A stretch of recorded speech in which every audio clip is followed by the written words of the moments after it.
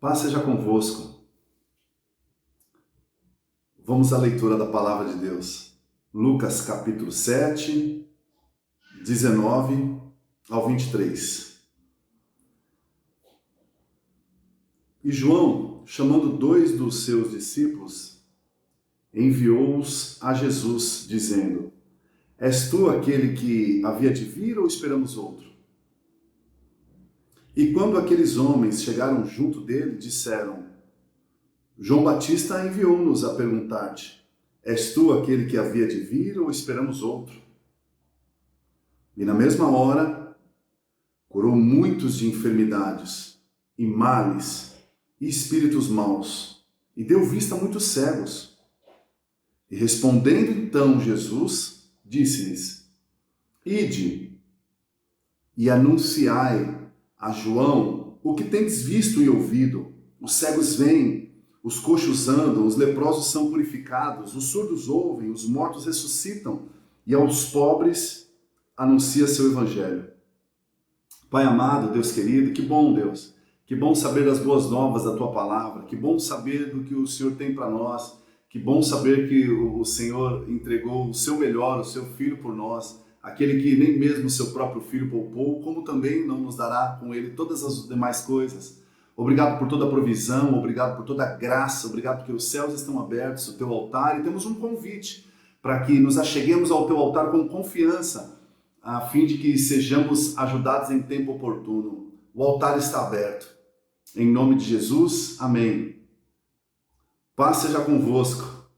Essa é a saudação que Cristo trouxe aos seus amigos, aos seus discípulos após ressuscitar, no momento em que estavam todos numa circunstância diversa, trancados, com medo, interrompidos, sem sonho, sem nada. Jesus entra por aquela parede, não é por aquela porta, mas por aquela parede, e diz: paz seja convosco.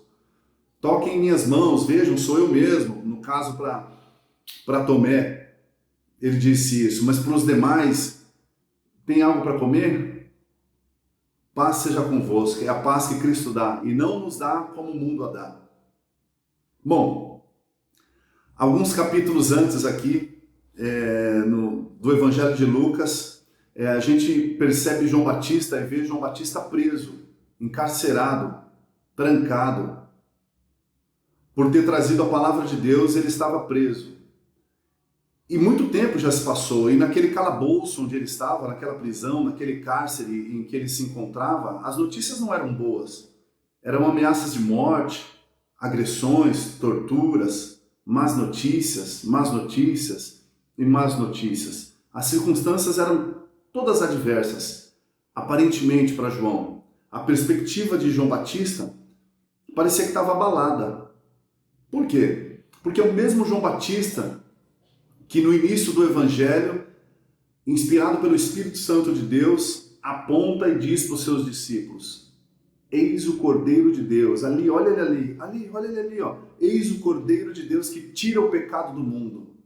Que declaração maravilhosa, poderosa, cheia de vida, uma palavra rema liberada para os nossos dias de hoje.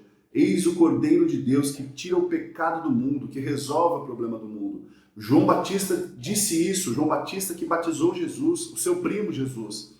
Mas ele não olhava para Jesus como seu primo, olhava como o Filho do Deus vivo, o Cordeiro de Deus que tira o pecado do mundo, aquele que tem as palavras de vida eterna, que tem toda a esperança que a humanidade necessita. Essa foi a declaração.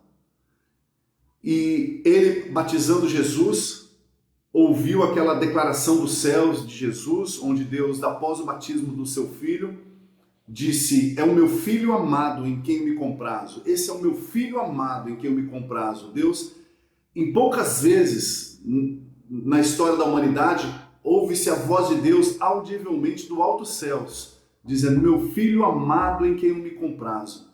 E essa declaração João Batista ouviu. E o tempo se passou, e as circunstâncias foram acontecendo, talvez o cotidiano, talvez algumas rotinas, até que João Batista foi preso, encarcerado.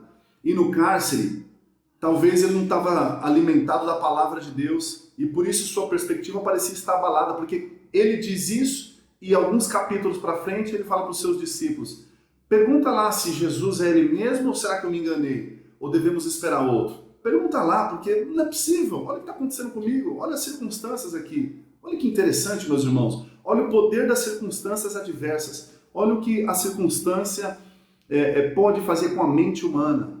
Tanta má notícia que chegava para ele, tanta má notícia, não diferente dos dias de hoje.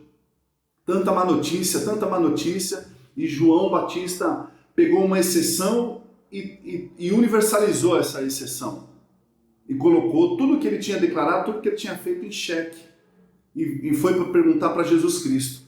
Perguntando para Jesus, interessante a resposta de Jesus para os 2 discípulos de João Batista, né? Ele não dialoga, não senta e conversa. Vem aqui, vou conversar com vocês, vou explicar para vocês. Vocês estão chorando, estão num momento de adversidade. Eu vou colocar para vocês uma explicação teológica, uma explicação... Não. O Evangelho do Senhor não consiste em palavras, Paulo diz isso, mas em poder. O Evangelho de Deus é justiça, paz, alegria no Espírito Santo. O Evangelho do Senhor é o poder de Deus revelado na terra. Esse é o Evangelho. E é isso que Jesus faz.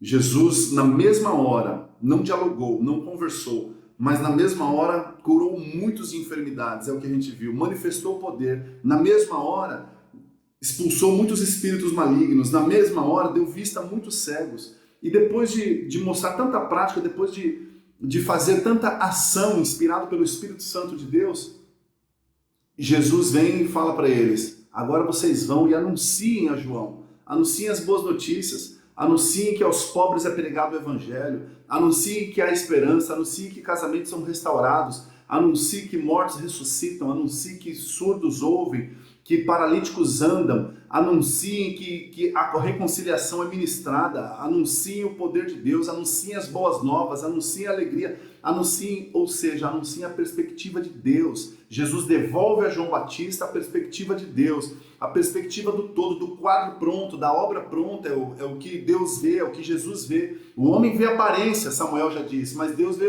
o coração, e eu digo mais, Deus vê a obra toda pronta, o quadro todo pintado. E Ele nos convida a visualizar pela sua perspectiva. Depois do novo nascimento pela água e pelo Espírito, nós recebemos a mente de Cristo, consequentemente os olhos de Cristo. Os olhos são somente músculos e carnes, eu poderia dizer de uma maneira muito rasa, biologicamente aqui, não estou definindo, mas os olhos os olhos não veem, o que vê é a mente, meus irmãos. O que enxerga, a perspectiva é a mente, é o que a gente ouve, é o que está no coração, é o que sobe na nossa alma, no nosso espírito. Isso é o que a gente enxerga. Isso é o que a gente enxerga. E o Senhor Jesus nos dá a mente de Cristo, nos faz assentar na mesa como reis e sacerdotes, nos faz ser participantes de uma nova aliança, ministrada e liberada no cenáculo, um lugar alto, para falar de boas novas, de lugares altos, de uma nova perspectiva, uma perspectiva de visualização de Deus. Deus olhando com íntima compaixão, Deus olhando no quadro pronto. Fale a João Batista, fale aos meus irmãos, fale aos meus primos, fale a minha mãe, a todos que fazem a minha vontade, que são os meus parentes, que o reino de Deus é pregado, que tem palavra de vida, de vitória. Bendito é o Senhor Deus, nosso Pai, que nos faz triunfar em todas as coisas e exalar o perfume de Cristo. Essa é a boa nova do Evangelho. Mas às vezes a nossa experiência não é essa, a nossa perspectiva não é essa. A obra acabada a gente não visualiza assim. Mas Paulo já diz a Timóteo, e a palavra do Senhor nos pede, nos diz para pregar a palavra, inste a palavra, pregue a palavra, não as suas experiências, e não as minhas experiências. As nossas experiências, se estiverem alinhadas com a palavra de Deus, podem corroborar, podem agregar, podem ser o testemunho, a faísca. As nossas experiências podem ajudar, mas se as nossas experiências não estiverem alinhadas com a palavra de Deus, nós devemos descartar as nossas experiências. Nós somos chamados para pregar as virtudes daquele que nos chamou das trevas para a sua maravilhosa luz. Isso é o que deve estar na nossa boca. O Senhor nos ungiu para trazer as boas novas, liberdade aos cativos, boas novas aos desesperados, vista aos cegos, cura aos paralíticos. Essa é a palavra de Isaías 61. É o que Deus nos ungiu para pregar as boas novas da sua palavra, e não as nossas experiências. E não as nossas experiências. Pregue a palavra. A gente percebe isso também no cenário de Eliseu e seu ajudante. Todo um exército inimigo lá no Velho Testamento veio cercar Eliseu, porque ele trazia as palavras de revelação pro rei do povo de Deus. E o rei inimigo falou, mas quem é esse? Quem que está entregando a gente aqui? Era a inspiração do Espírito Santo de Deus que dava a Eliseu todo o plano do inimigo. E todo um exército, no dia seguinte, na semana seguinte, no período seguinte, todo o exército foi perseguir Eliseu. Que adversidade, meus irmãos, que adversidade.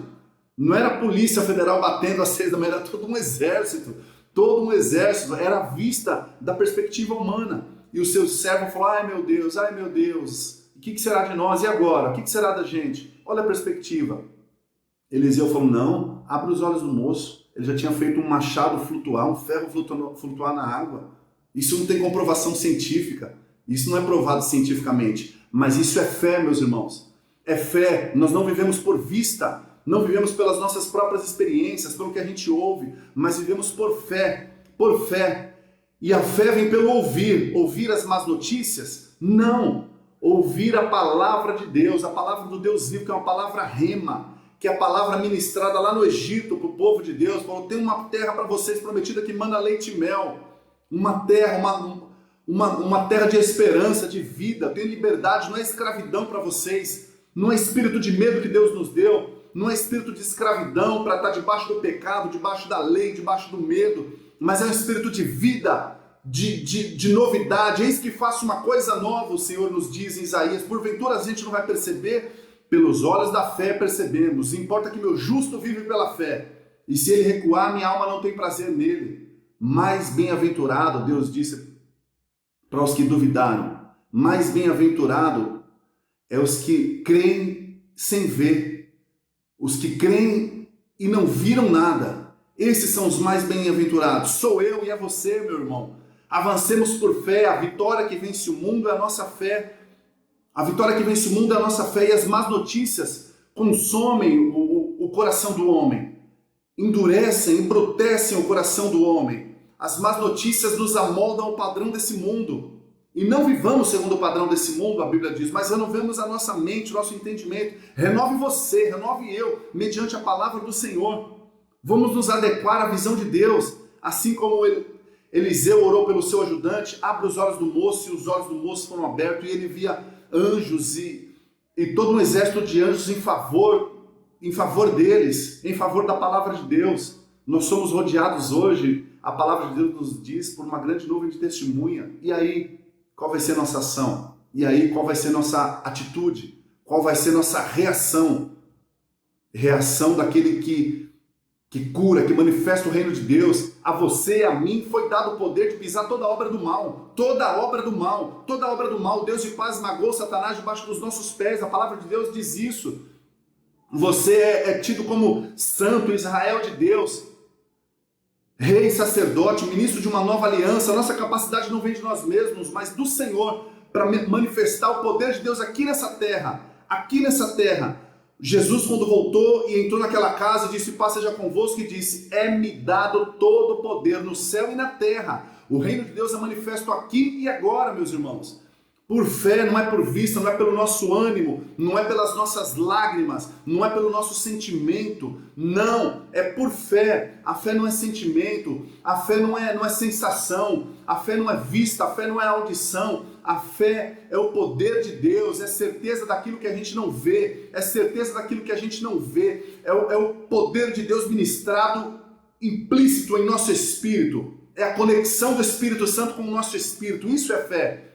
Tem um autor da fé, Cristo, Filho do Deus vivo, o autor e o consumador da fé. Ele consome, a fé pode ser comparada com um combustível. O Espírito Santo é o fogo. Quando esse fogo entra em contato com o combustível, é uma explosão de fé, meus irmãos. Tem que haver no seu coração, no meu coração. E isso é pela meditação na palavra de Deus, pelo pensamento na palavra de Deus. Elias, você vê Elias um pouco antes de Eliseu. Elias, quando foi desafiado quando ganhou o desafio dos profetas de Baal e sofreu ameaças de Jezabel e do seu marido, ficou amedrontado e fugiu. Você conhece a história. E fugiu, e na perspectiva dele, após ter tido aquela experiência absurda, olha só a experiência. E ele ficou amedrontado, tomou posse dele o medo. O medo não é um sentimento, o medo é um espírito que você tem que repreender e não pode aceitar. Ele foi acometido pelo medo e queria morrer. E falou, para mim acabou, para mim basta. Deus falou, não tem mais ninguém, só estou sozinho. Deus falou, não, tem 7.000 profetas que eu tenho guardado. Olha a vista dele, ele não sabia disso. Ele não sabia porque estava olhando por vista, pela perspectiva humana. Que eu e você não olhemos pela perspectiva humana, mas olhemos pelo Espírito Santo de Deus, pelo poder de Deus, que não sejamos como aqueles 2 discípulos que iam para Emaús triste. E Jesus abriu os olhos dele e eles se alegraram depois. Não, meus irmãos, que a gente tenha os olhos abertos pela fé. Pela fé, a fé faz abrir os olhos, que a gente avance pela fé. A fé é creditada como justiça. Abraão creu e foi creditado como justiça a fé. A fé, a mulher do fluxo de sangue creu, estava certíssima, que era só tocar a fé. O centurião creu. Olha só, em todo o capítulo 7 de Lucas, olha tudo que Jesus fez. Teve um encontro com um centurião, teve um encontro com a viúva de Naim, teve um encontro com os discípulos de João Batista, e mais à frente teve um encontro com a mulher que ungiu seus pés. É por fé, meus irmãos, é por fé. A nós cabe pregar as virtudes daquele que nos chamou das trevas para a sua maravilhosa luz.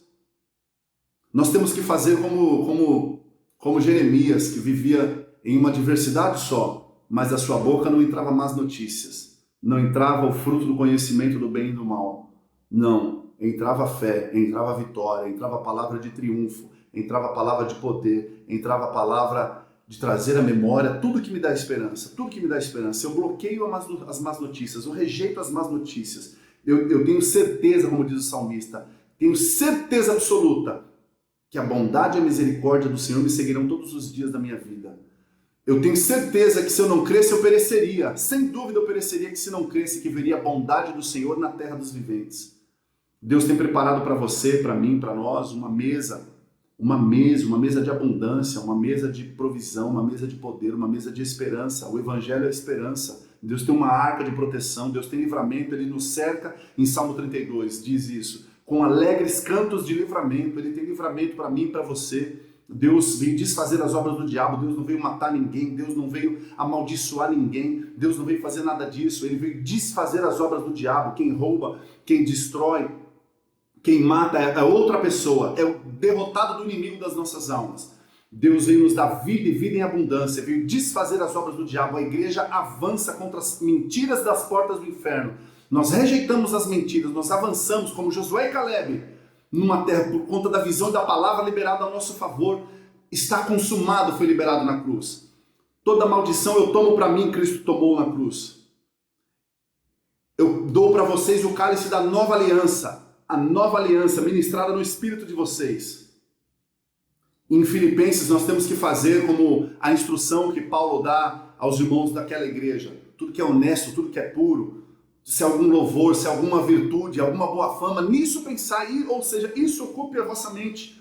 Nada além disso ocupe a vossa mente. Tudo que for menos do que isso, rejeite, decline, negue, não aceite isso. Aceite as boas novas da palavra de Deus. A fé vem pelo ouvir e ouvir a palavra de Deus.